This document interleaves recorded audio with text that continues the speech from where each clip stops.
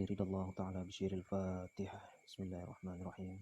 الحمد لله رب العالمين الرحمن الرحيم مالك يوم الدين إياك نعبد وإياك نستعين اهدنا الصراط المستقيم صراط الذين أنعمت عليهم غير المغضوب عليهم ولا الضالين.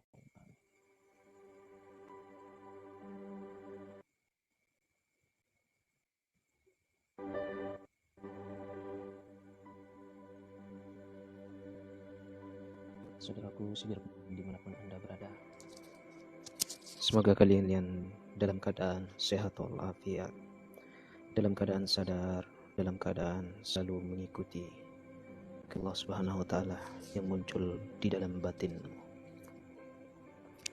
Alhamdulillahirabbil alamin. Kesempatan yang berbahagia ini saya minta untuk di live streaming sekarang yang menjadi judul adalah berbagi pengalaman pahit. Kita sharing tentang pengalaman-pengalaman pahit dari perjalanan-perjalanan spiritual yang kita alami sampai saat ini. Selamat datang saudaraku, saudariku Zulhijjah. Selamat bergabung di live streaming ini. Namun sebelumnya jangan lupa untuk tap layar saudaraku. Assalamualaikum Zulhijjah.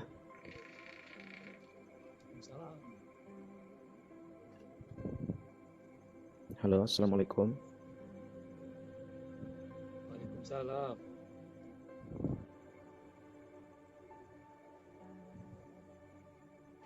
Dari mana saudaraku? Dari Tapsel, Tapanuli Selatan. Oh, Tapanuli, jauh saudaraku. Salam dari Lombok saudaraku. Wow, jauh juga Selamat ya datang Ujang. Marcelino. Assalamualaikum saudara. Waalaikumsalam warahmatullahi wabarakatuh Marcelino. Baik, di live streaming ini saya ingin mengajak saudara-saudaraku yang mungkin sefrekuensi di sini untuk kita berbagi pengalaman spiritual,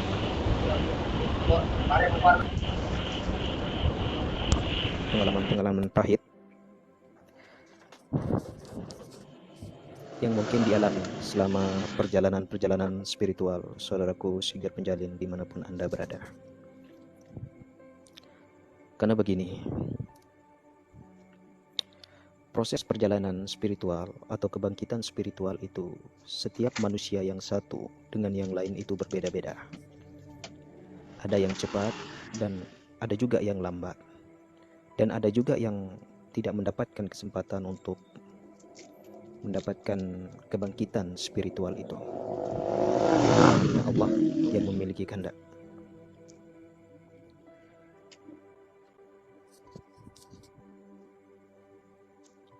Karena setiap perjalanan spiritual pasti di pertengahan jalan belum kita menemukan apa yang kita cari, pasti kita akan menghadapi berbagai macam ujian, berbagai rintangan, pahit manis selama di dalam perjalanan pasti kita akan temukan saudaraku.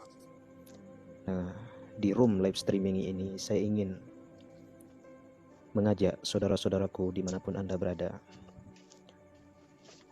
yang mungkin kita sama-sama masih di perjalanan, untuk kita berbagi pengalaman-pengalaman pahit atau pengalaman-pengalaman manis yang kita alami, sampai kita akhirnya setelah pertemuan nanti kita akan saling pandang, saling bertemu wajah secara nur di sini saudaraku.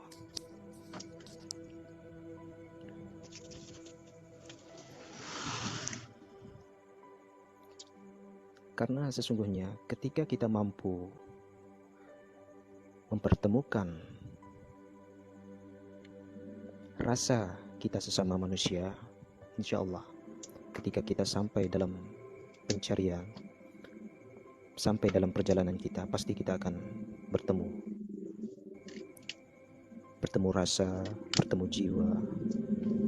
Seperti itu saudaraku.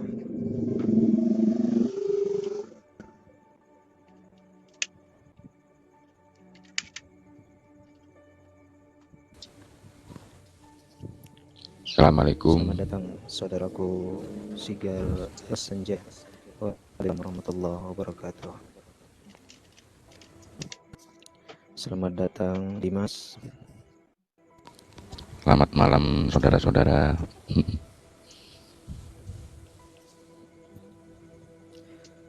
Jadi di dalam live streaming ini Kang Dimas,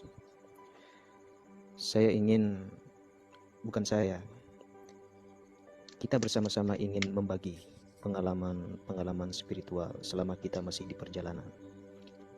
Rata-rata kita sekarang masih di perjalanan, saudaraku, untuk mencari nafs hidup sejati itu. Selama kita masih bergaul baik sesama frekuensi, belum kita mampu untuk menyendiri, maka kita masih sama-sama berada dalam sebuah perjalanan pencarian. Nah, akan tetapi ketika ada taklid buta, dalam artian kita bisa menyendiri, kita tidak pandang lagi siapapun itu, apakah ia keluarga kita, saudara kita. Jika memang kita sudah sampai, pasti kita akan menyendiri. Apakah menyendirinya dalam bentuk menyendiri di dalam keramaian, ataukah sebaliknya, saudaraku. Selamat datang saudara-saudaraku Sigero Penjalin dimanapun Anda berada. Semoga kita sekalian diberikan kesehatan, kelimpahan oleh Allah Subhanahu wa Ta'ala, Tuhan yang betul, sejati, yang mungkin karena ilmu ya, untuk mempermudah faham, untuk memudah pengertian akan sampai kita kepada nafs atau hidup yang sejati itu.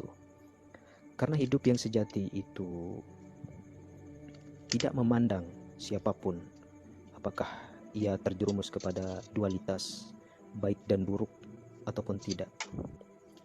Ketika ia kembali dan mencari jalan untuk kembali,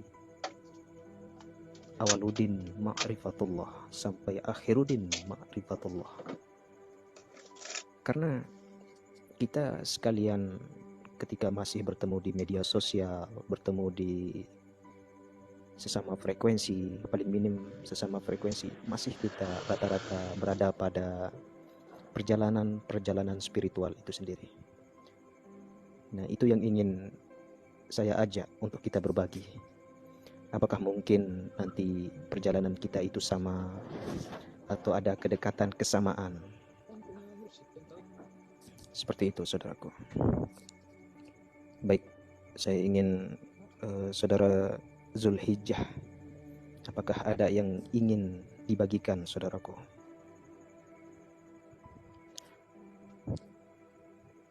Atau saya akan memulai. Pertama, saya sebagai host akan menceritakan sebuah pengalaman yang bisa dikatakan sebagai awaludin ma'rifatullah, atau perjalanan saya pribadi untuk mendapatkan atau kembalikan sepenuhnya kepada yang punya hak. Jadi begini, saya itu termasuk jadi begini, pengalaman spiritual itu berbeda-beda ya. Ada yang cepat, ada yang lambat, ada yang dimulai sejak dini, dan ada juga yang sudah memang betul-betul sudah tua, kemudian di pertengahan jalan baru dipertemukan dengan perjalanan spiritual, saudaraku.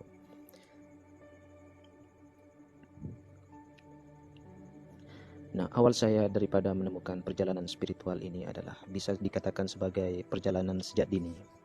Karena sejujurnya saya tidak pernah mengikuti yang dikatakan sebagai thariqah. Bukan saya menyombongkan diri di sini, saudaraku, tapi ingin saya berbagi. Tidak pernah terlalu belajar, tapi memang perjalanan saya sampai untuk menuntut pendidikan itu sampai di jenjang perkuliahan. Dan saya mengambil daripada ilmu pendidikan Islam di sana, yang menjurus kepada ilmu filsafat dan tasawuf. Nah, alhamdulillah perjalanan yang bisa mempertemukan saya. Tapi sebelumnya saya berangkat dari awal kehidupan saya. Ketika saya masih bayi, sakit-sakitan, dalam keadaan miskin, tidak punya apa-apa. Orang tua saat kelahiran saya tidak pernah dalam artian bahagia. Saya itu sesosok anak yang mungkin dikatakan orang tua adalah bisa dikatakan sebagai bencana, kelahiran bencana. Karena dari umur 0 sampai 3 tahun tidak pernah berhenti sakit. Nah, dari perjalanan itu saya juga pernah dikatakan didiagnosa pernah meninggal selama 3 kali. Dan saya juga mempunyai perjalanan 3 kali juga mengganti nama. Nah, itu perjalanan spiritual saya, saudaraku, yang mungkin bisa dikatakan pahit. Nah, puncak saya sekarang sedang berada di perjalanan. Saya sudah merasakan, saya mengembalikan apa yang ada di awal kehidupan saya dan saya serap di saat yang sekarang. Alhamdulillah, itu merupakan perjalanan yang menjadi pelajaran yang sangat berharga bagi saya. Seperti itu, saudaraku.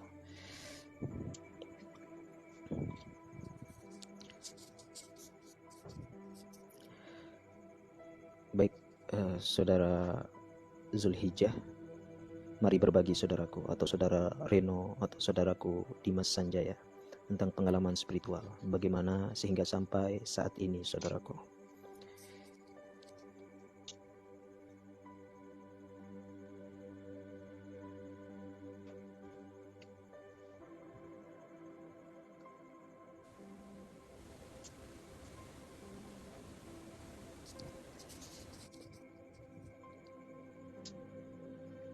Mari Kang Dimas.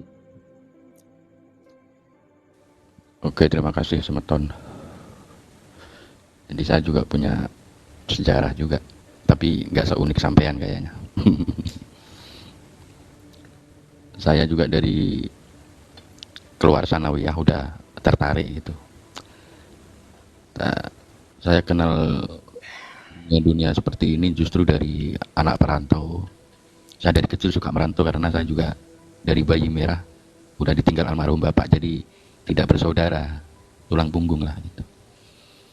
Dari perantauan saya dikenalkan oleh kiai yang di Jawa Tengah. Assalamualaikum semuanya. Waalaikumsalam warahmatullah. Saya suruh berhenti mondok katanya. Kamu lari aja ke timur. Saya bingung lari ke timur mana kataku.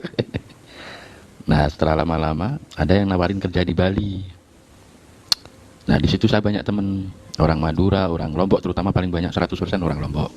Mataram, Lombok Tengah, Praia, Wanasaba, Lombok Timur. Pokoknya banyak lah saya teman di situ. Makanya agak sedikit paham dikit lah. Di situ kenalan. Saya larilah ke daerah Madura karena penasaran, belum ketemu. Ada seorang kiai, saya di situ mengabdi, jadi abdi dalamnya seorang kiai pondok besar di Pamekasan. Sampai istriku sekarang orang Madura juga, istri kedua ini ya. Nah, di situ aku balik lagi, sebelum nikah itu aku balik lagi ke Bali. Nah, di situ akhirnya saya ditunjukkan, tapi sebelumnya aku memang dapat alamat petunjuk lah. Kalau aku ini mau dapat seorang guru yang benar-benar bertanggung jawab. Bukan tanggung jawab apa yang diajarkan, harus dunia akhirat. Itu prinsip aku seperti itu. Nah, dipertemukan seorang guru mursyid dari Wanasaba. Namanya yang saya tuturkan ke sampean di WA itu. Nah, di situ saya didoktrin selama berapa tahun ya, 3 tahun kalau nggak salah. Soalnya saya masih sering keluar masuk, dalam arti sering pulang kampung karena yang merawat saya dari bayi kan sering sakit-sakitan. Saya kan dirawat oleh nenek saya gitu. Nah, setelah 2004 berpisah sama seorang guru, sudah akhirnya hidup juga nggak karuan. Nah, di 2000 berapa setelah mau nikah lagi sama orang Madura ini, di situ saya dikasih petunjuk, saya akan disuruh balik lagi gitu. Ada aja petunjuk. Jadi aku ngelihat tanda tangan itu berubah. Aku nulis tanda tanganku, loh kok berubah gitu. Berarti jalanku harus seperti dulu gitu. Nah, seperti itulah kira-kiranya Semeton.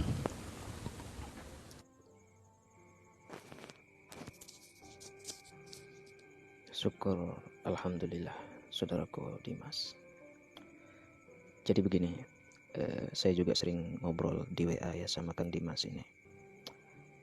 Saya itu masih dalam artian, ya tergolong masih anak-anak ya.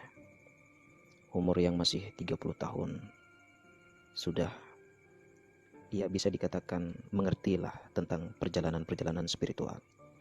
Dan alhamdulillah, Kang Dimas ini mampu mensetarakan, karena beliau itu jauh dari umur saya. Tapi alhamdulillah, inilah bentuk daripada kesetaraan energi. Dalam arti mampu kita saling timbang. Tidak ada muda, tidak ada tua, tapi sama rata. Nah, itulah bentuk perjalanan sebenarnya. Bagaimana cara kita adil terhadap lahir dan batin kita. Seperti itu, saudaraku. Itu dari pandangan saya dan hasil daripada perjalanan saya. Masih tetap berjalan sih. Masih tetap berjalan. Masih mengkaji, menggali terhadap apa-apa yang sehari-hari dipertemukan. Jadi begini, ini ada komentar dari saudara kita yang memang jadi perjalanan yang sudah masuk di undangan. Kehilangan akal sebelum bertemu mursyid. Ini Zulhijjah kehilangan akal yang kayak gimana, saudaraku?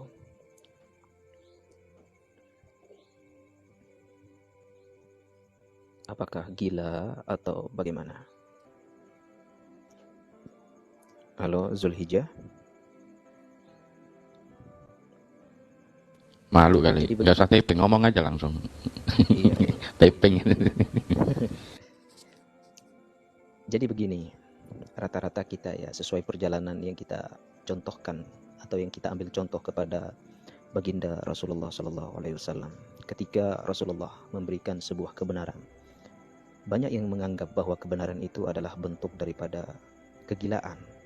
Karena pada zaman dahulu, pada zaman Rasulullah itu, pada zaman beliau, memang masih bisa dikatakan masih mengambil daripada apa yang diajarkan oleh Nabi Isa alaihissalam, saudaraku. Tapi kebanyakan menganggap daripada Rasulullah itu gila, karena beliau baru mendengar dari hakikat kebenaran yang dibawa atau yang diperbaharui atau yang direvisi dari ajaran-ajaran Nabi Isa oleh baginda kita Rasulullah Sallallahu Alaihi Wasallam. Seperti itu. Pasti kita rata-rata kalau tidak merasakan gila akan dianggap gila, saudaraku. Saya juga mempunyai pengalaman sedikit. Itu pas masih kuliah. Asli, saya sangat bisa dikatakan keluar, bisa dikatakan murtad secara syariat. Pas masih kuliah dulu. Sholat tidak, puasa tidak. Dalam artian itulah bentuk daripada pencarian. Tidak pernah melakukan yang disebut daripada hakikat ibadah syariat. Karena itu adalah bentuk doktrin atau ujian-ujian yang memang harus dijalani, saudaraku. Dan memang ketika orang seperti ya manusia-manusia yang cepat mengerti dan memahami tentang spiritual atau ilmu-ilmu dalam, ia tergolong termasuk daripada pemutus karma sebenarnya. Pemutus karma yang bisa dikatakan sebagai pemutus supaya keturunan-keturunan yang ia bawa, yang ia lahirkan akan baik seperti itu. Tidak mengikuti daripada perjalanan-perjalanan atau karma-karma leluhurnya terdahulu. Nah, seperti itu. Nah, itulah yang dimaksud daripada orang-orang terpilih. Siapa yang memilih dirinya sendiri untuk memutus karma daripada leluhur-leluhurnya. Atau bisa jadi memang leluhurnya adalah seorang wali, seorang aulia Allah. Ya bisa jadi ia akan mengambil atau membawa daripada karma atau ilmu atau perjalanan daripada leluhurnya itu. Seperti itu dari pengkajian saya, saudaraku. Ya rata-rata kita akan kehilangan akal dalam bentuk apapun. Apakah kita gila, kemudian ya bisa dikatakan seperti itu, seperti cari Zulhijjah ini. Mari saudaraku Reno, mungkin ada yang ingin diceritakan atau yang ingin berbagi. Mari saudaraku, atau Oyo bos. Oi bang. Mari saudaraku. Mari. Lagi di luar rumah, Bang. Tolong geng.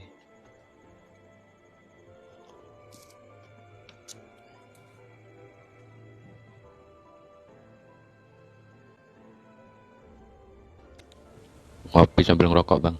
Mana rokoknya itu? Saya masih dulu pas kuliah sudah sering ngerokok mas, tapi mungkin karena keluarga ya, saya masih punya anak kecil juga, maka saya stop untuk merokok dulu, hanya kopi saja Kang Dimas.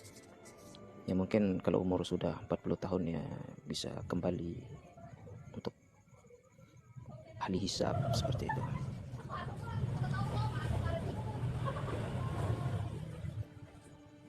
Ini ada saudara kita di kolom komentar, saudara Aim namanya. Bagaimana membedakan kata hati dan bisikan setan? Jadi begini saudaraku, ketika kita sudah berjalan sendiri di sebuah spiritual diri kita sendiri atau pencarian sendiri kita, tidak akan ada lagi kata-kata dualitas, tidak akan ada surga, tidak akan ada neraka, tidak ada setan, tidak ada malaikat di sana. Yang ada hanyalah kesatuan wujud tunggal itu yang pencipta kita, Tuhan sekalian alam. Tidak akan ada lagi bagi pejalan spiritual membahas tentang setan, malaikat, surga, negara, dan neraka. Seperti itu. Tapi baik, karena mungkin kita masih baru-baru menjalankan perjalanan spiritual, ya bolehlah masih kita menyebut apakah setan atau tidak. Karena kita kembali kepada perjanjian daripada malaikat dan iblis. Iblis itu di pihak sesuatu yang bisa dikatakan buruk, kemudian malaikat itu baik. Nah, itu merupakan dualitas di dunia ini. Kalau kita masih tetap terdoktrin dengan hal itu, yang mungkin kita akan sulit untuk menemukan diri kita, karena kita terlalu fokus kepada dualitas itu, baik dan buruk, masih mencari baik dan buruk seperti itu. Karena ketika kita sudah memang mengerti tentang akan spiritual, maka akal kita ini tidak akan pernah mengambil sesuatu kesimpulan yang berasal dari luar diri kita, tapi hanya ia akan mengambil kesimpulan di dalam batin kita. Karena di dalam batin itu adalah bentuk daripada gambaran kinayah perjalanan Rasulullah yang bermeditasi, bisa dikatakan seperti itu, bertafakur di Gua Hiro. Nah itu saudaraku, tidak akan pernah keluar. Kalau kata hati ya pasti dia muncul di dalam hati kita. Sifatnya bagaimana? Sifatnya spontan, kemudian tanpa diketahui oleh panca indera dulu, tapi bisikan itu yang memerintahkan panca indera langsung, bukan panca indera yang memerintahkan hati itu untuk menggerakkan dada kita, raga kita itu, saudaraku. Nah itu dari pandangan saya, saudara AM.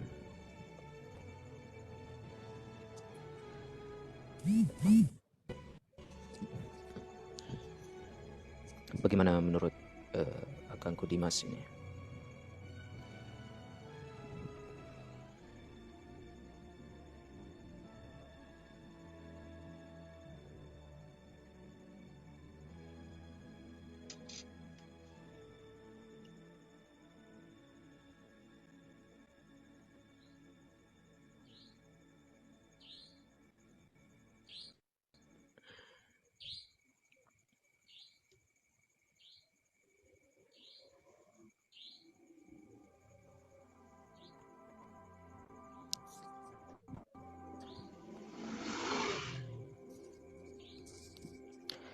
Jadi di dalam sebuah perjalanan spiritual ada dua jalan seseorang ketika menempuh daripada perjalanan spiritual itu.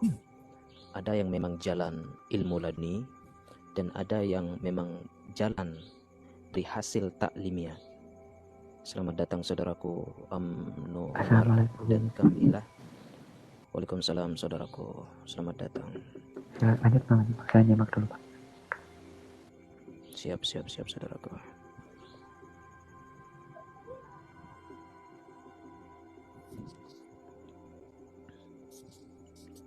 Jadi ada dua jalan seseorang ketika menjalankan perjalanan spiritual atau pencarian diri, saudaraku.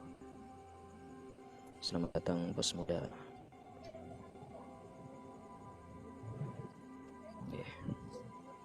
Ada yang memang jalan laduni dan ada jalan taklimiah dari hasil belajar menggunakan mursyid.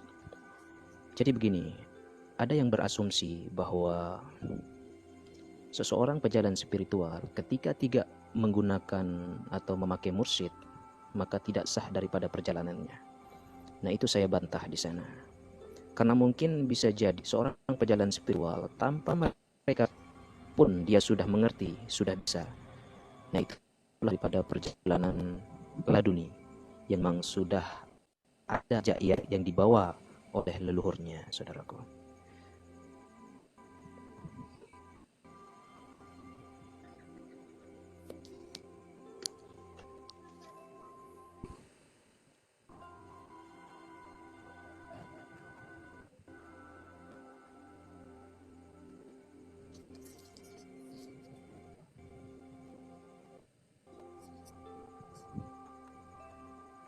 Assalamualaikum. Waalaikumsalam. Izin nyimak ya.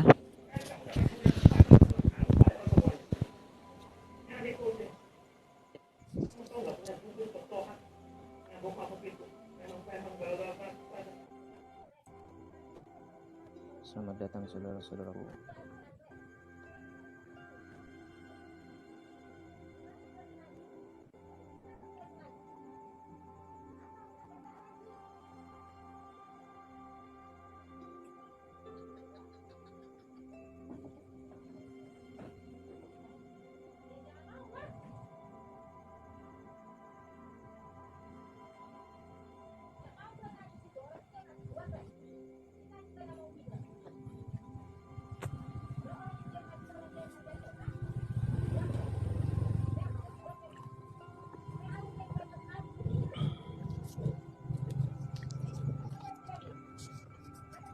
Baik, saudara-saudaraku yang baru bergabung.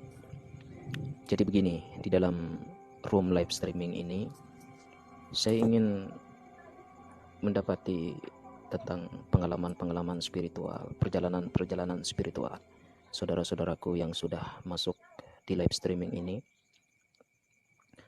Apakah itu pengalaman batin atau pengalaman pahit, pengalaman manis? Kalau bisa kita berbagi di live streaming ini, saudaraku. Apakah mungkin nanti kita mempunyai pengalaman-pengalaman spiritual yang sama? Apapun bentuknya, mari kita berbagi, saudaraku.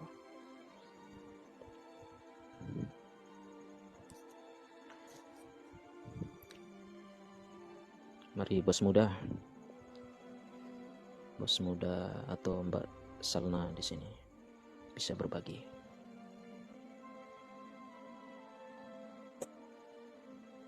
Nyimak dulu aja. Silakan yang lain dulu.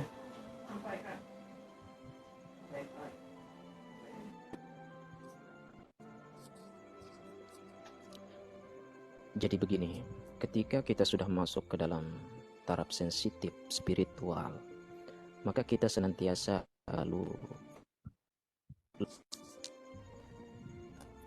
lebih suka untuk menyendiri dalam ketenangan kita pribadi, saudara. Kita hanya minimal kita pada ya seperti inilah, masuk dalam frekuensi yang sama-sama perjalanan spiritual.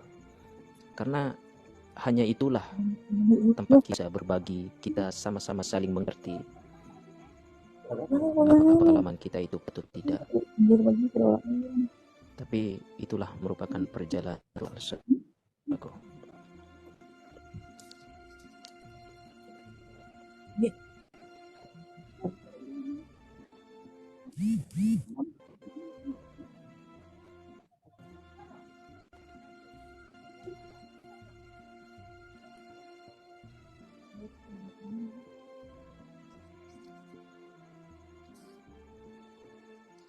Apakah mungkin saudara Amno berbagi?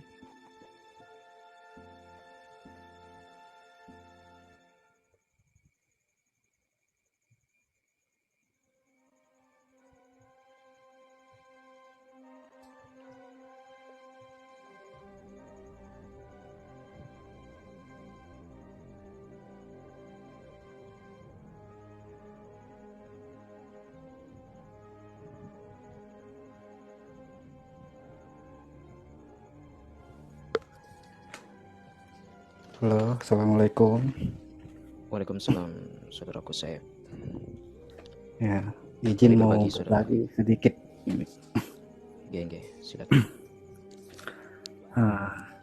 dulu pernah saya ketemu sama orang, bukan orang sih, masih dalam keluarga, kata keluarga tapi keluarga jauh begitu. Nah, ketika bertemu dengan beliau itu di sana, beliau membicarakan tentang makrifat lah begitu. Tetapi di sana kata beliau itu ketika kita mau ke makrifat itu tidak bisa langsung katanya. Nah, terus di sana diibaratkan misalnya sebagai minyak yang diambil dari kelapa itu. Nah, kelapa itu harus dikupas dulu, harus proses lah begitu kan. Setelah proses harus dimasak, barulah dapat minyaknya begitu katanya. Nah, jadi yang dimaksud dengan harus proses itu, harus dimasak, harus dibijat itu yang mana? Bang Sigar, mohon untuk penjelasannya. Jadi begini, saudaraku Saif ya, ini dari pandangan saya. Memang ketika kita ingin masuk ke, bisa dikatakan lahan spiritual ya, lahan spiritual, ya bisa digambarkan seperti tadi. Untuk kita mendapatkan minyak dari kelapa harus kita kupas dulu, kemudian harus kita buang daripada tempurungnya, kemudian kita parut sampai kita goreng dan lain sebagainya. Nah, itu adalah gambaran supaya kita untuk mencari mursyid. Tapi ada dua jalan di sini. Ada yang secara laduni dan ada yang secara taklim muta'alim. Taklim itulah belajar kepada guru-guru yang memang bisa atau mengerti tentang ilmu-ilmu spiritual atau ilmu-ilmu ma'rifat lah. Tidak salah tentang ketika seseorang belajar tentang mencari mursyid. Tidak salah, saudaraku, asalkan jangan sampai kita salah memilih mursyid. Ketika kita belajar ilmu spiritual menggunakan atau mengikuti dari seorang mursyid atau tarekat-tarekat, kita lihat nanti di sana. Ketika kita dikenakan berupa bayaran, uang, lebih baik saudaraku jangan mencari mursyid seperti itu. Karena mursyid sejati itu dalam artian ketika mereka memberi pelajaran bisa dikatakan sebagai tanpa pamrih. Nah, seperti itu saudaraku. Nah, tetapi lewat ilmu laduni itu adalah meskipun dia tidak pernah belajar, kemudian tidak pernah mendalami ilmu spiritual, tapi karena bimbingan daripada aulia-aulia Allah, kadang mereka didatangi oleh orang-orang gila dengan memberikan isyarat-isyarat tentang perjalanan kehidupannya. Ada juga yang didatangi oleh sosok-sosok orang yang misterius. Apakah itu lewat mimpi, kemudian lewat yang nyata, dan lain sebagainya. Nah, itu adalah jalan daripada ilmu laduni sebenarnya. Yang tidak menggunakan mursyid, yang tidak menggunakan atau tidak pernah dibaiat mursyid, itu juga kita tidak bisa menyalahkan. Dan bagi yang menggunakan mursyid juga kita tidak bisa salahkan. Karena intinya pertemuan dari perjalanan itu adalah menunggal nanti. Pencarian kita sama, tapi ada ketika kita sulit mengerti tentang ilmu yang dipaparkan seperti ilmu tasawuf, ilmu filsafat yang mendukung perjalanan spiritual kita, mungkin bolehlah kita mencari mursyid, tapi mursyid yang benar. Sampai kita salah mursyid, hanya mengikuti kemudian kita keluar uang, kita keluarkan tenaga dalam arti memberi mursyid kita jadi kaya. Nah, itu kita bisa dikatakan sebagai salah mencari mursyid, saudaraku. Tapi kalau dengan jalan ilmu laduni, ada juga yang belajar dulu karena tekunnya diberikan keberlimpahan oleh Allah, maka baru ia mendapatkan ilmu laduni. Nah, seperti itu. Sering didatangi oleh aulia yang menyamar menjadi majzub, atau tiba-tiba ada seorang yang ia kenal kemudian sefrekuensi membahas tentang ilmu spiritual. Itu juga termasuk mursyid. Tetapi mursyid yang bisa dikatakan mursyid yang memiliki jam tayang terbang lah, tiba-tiba, tapi hanya sekali datang. Kalau mursyid sejati itu, saudaraku. Nah, itu juga perjalanan saya ya. Kalau dikatakan menggunakan mursyid, ya kalau dikatakan menggunakan mursyid ya menggunakanlah, dalam arti banyak yang saya sering temui, seorang tokoh-tokoh yang memang spiritualis. Dan ada juga yang bisa dikatakan sering saya didatangi oleh sosok orang-orang yang gila. Kemudian ini perjalanan saya ketika masih kuliah di sana. Itu adalah sedang menggebu-gebunya di situ. Perjalanan spiritual saya, saudaraku. Orang gila sampai orang-orang yang dikatakan sakral seperti Dewi Anjani kalau di Lombok, kemudian Nyi Roro Kidul, kemudian Dewi Kuan Yin, semua pernah ditemui. Dalam arti seperti itu.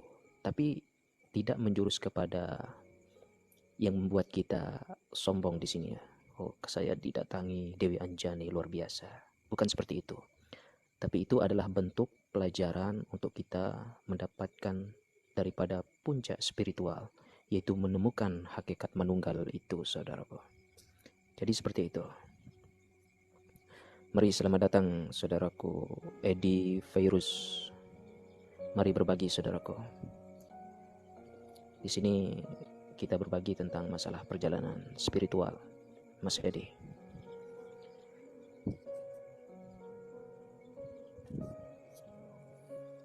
Nah, terima Bagaimana kasih. Kang Saif Pratama? Ya, terima kasih. Berarti harus ada mursyid gitu ya.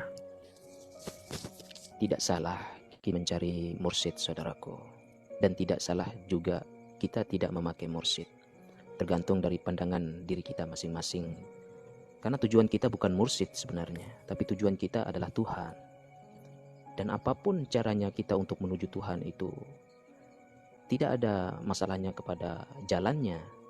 Karena sebenarnya Tuhan yang menunjukkan jalan. Apakah jalannya lewat mursyid ataupun ilmu laduni. Seperti itu saudaraku. Bang, izin nanya nih bang, boleh?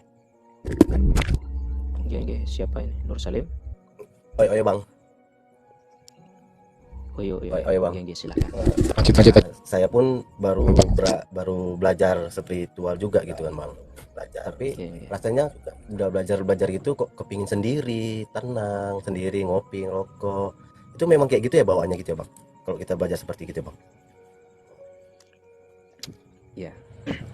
Jadi begini ya. Yang namanya kita mencari jati diri yang terfokus kepada diri. Ya kita hanya akan menggali lewat diri kita. Tidak akan menggali di dalam sebuah ruang yang zahir ini, saudaraku. Tapi kita menggali perjalanan kita. Ya otomatis kita akan lebih senang sendiri. Istilahnya kalau kita sedang dibanting itu pasti akan berubah 180 derajat. Dalam arti yang dulunya kita senang keluar, senang poya-poya, ketika kita diberikan setetes air kesadaran, maka pasti wajib kita akan menyendiri. Karena sering dikatakan seorang sufi seperti Rabi'ah Adawiyah, kemudian Syekh Siti Jenar, Al-Hallaj dan lain sebagainya, mereka senantiasa menyendiri. Karena menyendiri itu akan membuat pribadi kita tenang, nyaman. Karena juga yang namanya spiritual itu kita sedang masuk ke dalam kerajaan kita masing-masing, yaitu tubuh rahasia kita ini, saudaraku.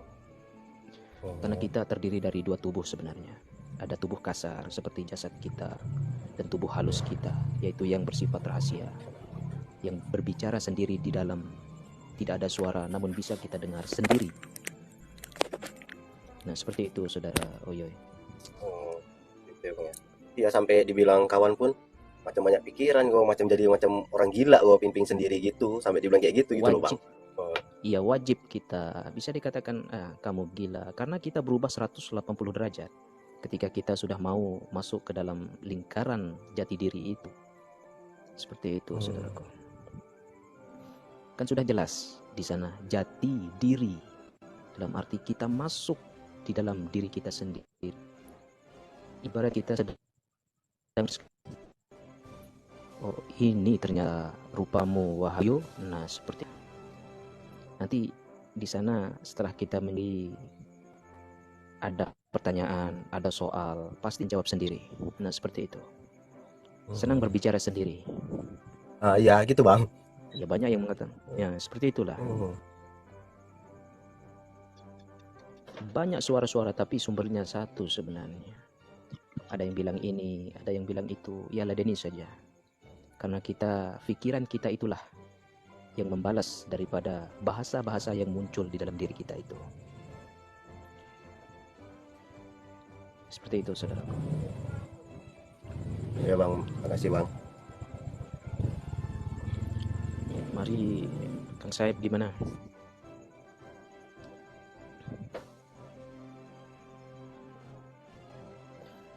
Baik Mas Reno, terima kasih sudah bergabung, saudaraku.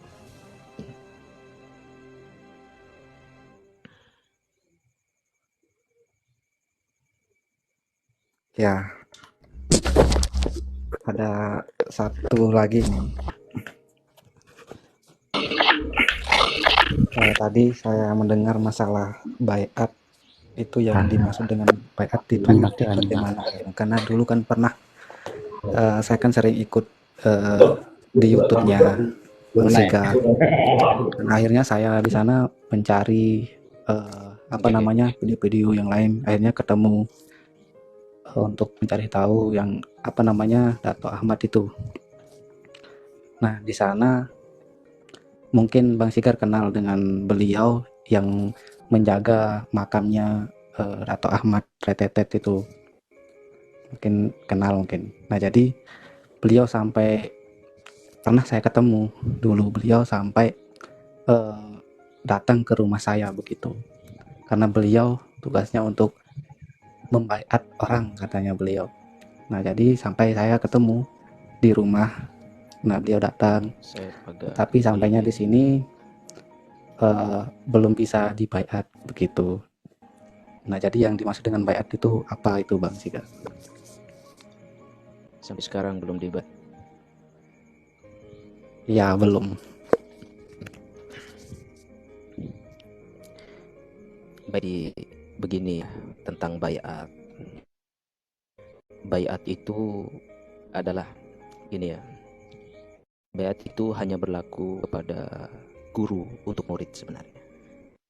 Sama hal yang mengajarkan murid kita, supaya murid kita mengerti tentang apa yang kita sampaikan. Seorang guru mengerti, ingin memberikan pengertian yang lebih muridnya, maka ia akan menggunakan media-media, apakah dalam bentuk doa, kemudian bisa dikatakan sebagai mantra kalau ada baiat sebenarnya, untuk lebih mempermudah dalam arti menyambung daripada frekuensi guru dan murid itu. Maksud baiat, saudaraku, saya. Tapi itu hanya berlaku untuk yang memang sulit mengerti tentang ilmu yang ia gali. Tapi ketika kita sudah mengerti, cepat mengerti, cepat tersambung, ya meskipun tanpa baiat, kan yang namanya Allah langsung membaiat kita. Nah, seperti itu. Menuju Allah tanpa perantara. Ada yang menuju Allah dengan perantara. Pilih yang mana? Nah, seperti itu, Kang. Ya. Baik. Terima kasih. Ini ada yang protes di komentar, mungkin terlalu panjang tadi. Mungkin silakan yang lain, silakan.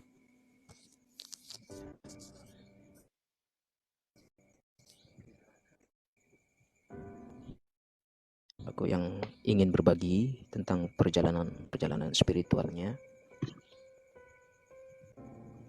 Ini untuk Salim, mari silahkan. Untuk Bang Sigar.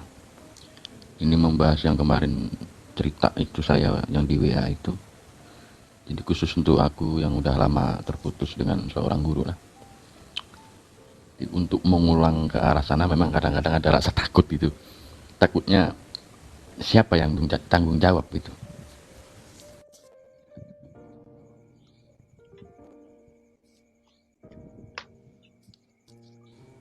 Gimana menurut Bang Sigar?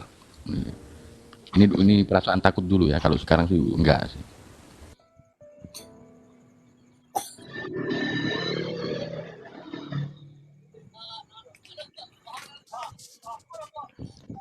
Baik, begini Kang Dimas ya. Misalkan yang namanya baiat itu sebenarnya sekali. Nah, ketika kita sudah baiat atau bisa dikatakan transfer ilmu atau teratnya ilmu mursyid atau guru kita yang ditanam di dalam jiwa kita sehingga kita terus tersambung dengan guru kita seperti itu. Dalam artian meskipun kita sudah berjauh, ketika sudah tersambung masa ketika kita bertemu misalkan 30 tahun yang lalu, misalkan tetap hatinya sudah tertanam saudara, nanti akan ada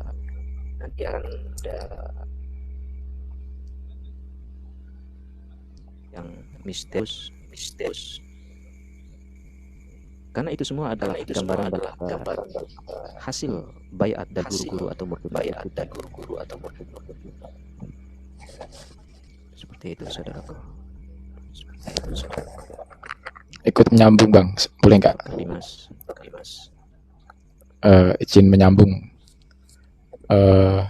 untuk dari segi ini bicara sekarang kan tentang bayat ya. Ketika kita bayat, yang perlu dicari secara pribadi itu kesadaran diri kita, karena kemasuk ini untuk teman-teman yang mungkin ya belum dibahas tentang thariqah ataupun itu. Halo, ada suaranya kan? Ada. Oh ya, yang belum ini kan untuk teman-teman yang mungkin yang belum dibaiat ya, yang secara pesan secara pribadi, tujuan kita kesadaran diri kita, karena ketika sudah dibaiat itu dunia itu serasa terbalik. Segala pemahaman kita, keilmuan kita, keyakinan kita benar-benar dihantam habis-habisan. Yang diajar itu apa? Niat kita di awal, apakah karena Allah ataukah di dasar awal itu tentang keilmuan? Kalau hanya sebatas keilmuan, maaf mungkin satu orang mungkin jika ada tersinggung, kita hanya akan berputar di situ, dan itu bukan waktu yang sebentar. Karena fasenya itu kan ada. Karena mungkin yang pernah saya lalui seperti itu, dan saya menyaksikan sendiri banyak yang berputar-putar sebatas keilmuan tersebut, sedangkan pemahaman hati, sudut mata hati itu adalah sebagai cara melihat kekuasaan Allah yang tidak bisa kita melihat dengan keterbatasan mata dohir kita. Ya kalau ibarat kalau salah bisa diluruskan bang ya, ini ya pada saya loh, karena di sini saya lihat secara pribadi pun. Dari saya ketika bayat, saya langsung diajak guru saya ke tingkat paling atas. Jadi ketika saya tingkat paling atas setelah diturunkan ke tahap paling dasar.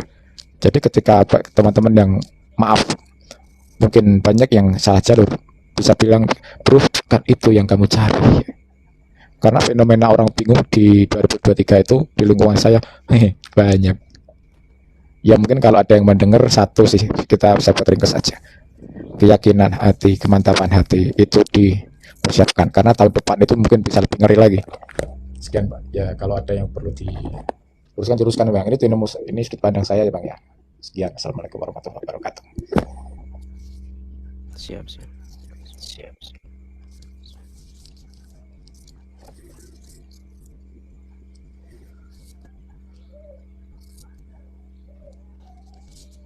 Jadi kita menuntut tentang spiritual, ta'lim dalam artian berguru. Memang di dalamnya ada tingkatan, misalkan kita mengikuti thariqah, baik itu kan thariqah Naqsabandi, kemudian thariqah dan lain sebagainya. Dan itu juga termasuk jalan, memang ada tingkatan-tingkatan, ada latifah di sana. Itu merupakan suatu hal yang lumrah, tergantung dari perjalanan. Cara kita untuk menggali daripada diri yang halus ini sebenarnya, saudaraku, kita dibawa masuk ke dalam diri sendiri sebenarnya.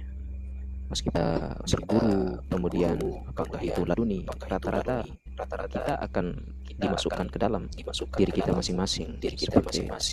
Seperti mohon maaf saudaraku, mungkin sinyalnya di sini ya agak nge-lag.